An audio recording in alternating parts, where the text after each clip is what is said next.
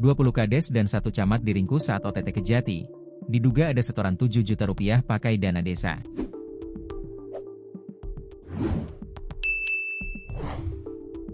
Dua 20 kepala desa alias kades dan seorang camat diringkus oleh Kejaksaan Tinggi Kejati, Lahat, Kamis, 24 Juli 2025. Mereka ditangkap dalam operasi tangkap tangan, OTT.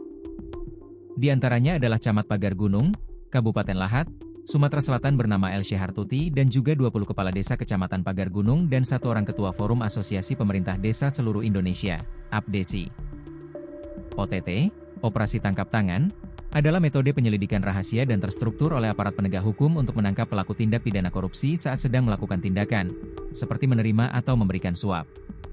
Tujuannya adalah menangkap pelaku dalam keadaan basah tangan, sehingga bukti kuat dapat langsung diamankan.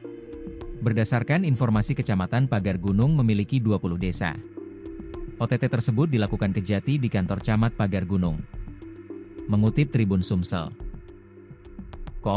diduga setiap kades dimintai uang 7 juta rupiah yang sumbernya diduga dari anggaran dana desa, Dugaan ini masih proses pendalaman, ungkap Asisten Tindak Pidana Khusus Kejati Sumsel Ardriansah. Selain itu, diduga uang tersebut ada kaitannya dengan aliran dana untuk penegak hukum.